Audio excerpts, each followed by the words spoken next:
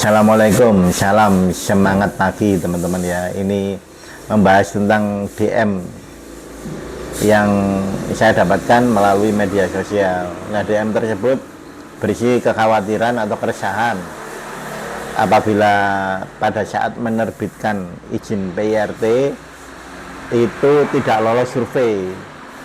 Nah, ini yang paling banyak yang menjadi kekhawatiran teman-teman UMKM memang survei mereka takut jika terjadi kegagalan terbitnya izin edar PIRT karena ketidaklolosan pada saat survei. Nah, ini teman-teman perlu ketahui bahwa kegiatan survei itu harus didahului atau teman-teman sebelumnya harus mengikuti kegiatan penyuluhan keamanan pangan yang dilaksanakan oleh Dinas Kesehatan setempat, Dinas Kesehatan di kota atau kabupaten teman-teman. Nah, jadi teman-teman sebelum ada survei itu teman-teman ikut kegiatan penyuluhan itu. Nah, di penyuluhan itu nanti diberitahu bahan-bahan yang bisa digunakan, peralatannya harus bagaimana. Dan teman-teman jangan berpikir bahwa peralatannya itu harus mewah, harus bagus, harus wah atau gimana gitu, enggak.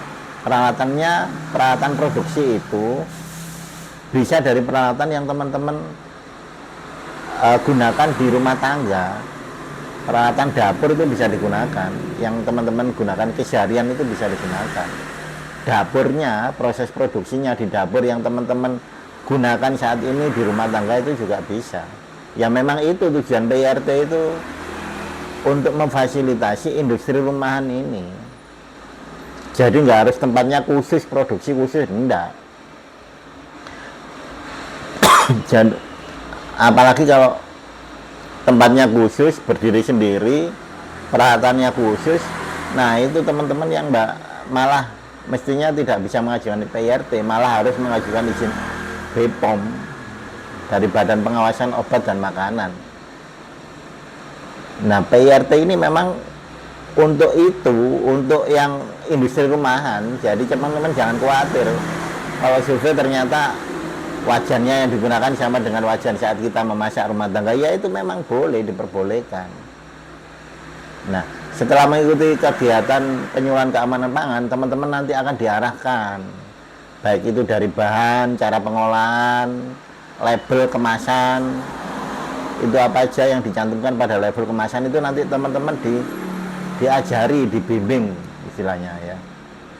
Nah, pada saat kegiatan pembimbingan penyuluhan ini tentu saja disurvei ke rumah, proses pembuatannya bagaimana. Nah, jika nanti ada koreksi dari pihak pembimbingnya, ada koreksi misalnya ya, ini wajannya Pak sudah berkarat, harus diganti misalnya. Nah, itu jika teman-teman nggak punya modal untuk mengganti wajan, disampaikan saja, insya Allah nanti pasti dibantu oleh petugas penyuluhnya, petugas pembimbingnya, dibantu untuk membeli wajan, entah gimana caranya, mereka pasti insya Allah pasti membantu. Soalnya apa? Soalnya pemerintah itu mendorong UMKM itu untuk berkembang. Jadi nggak malah mematikan UMKM, enggak. Jika teman-teman berpikiran mencari-cari kesalahan penyuluhnya, enggak. Justru penyuluhnya itu ikut membantu teman-teman. Dan nanti jika ada koreksi dari petugas penyuluh, di mana teman-teman mengeluarkan biaya atau modal untuk membenerin koreksi tersebut, sampaikan saja. Gitu loh. Ya jadi jangan takut, kegiatan penyuluhannya gratis kok. Untuk membuat izin PIRT juga gratis, nggak ada dipungut biaya sampai serpun. Itu artinya apa? Itu artinya pemerintah di kota atau kabupaten teman-teman memang berkomitmen. Pemerintah pusat juga berkomitmen untuk mendorong pengembangan UMKM agar produk UMKM ini layak jual di minimarket, franchise.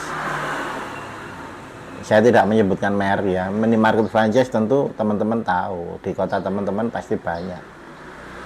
Nah itu, agar produk teman-teman itu loh bisa dipasarkan secara luas, dijual online juga teman-teman nggak khawatir karena memang sudah lulus uji kelayakan untuk bisa diedarkan, bisa dikonsumsi.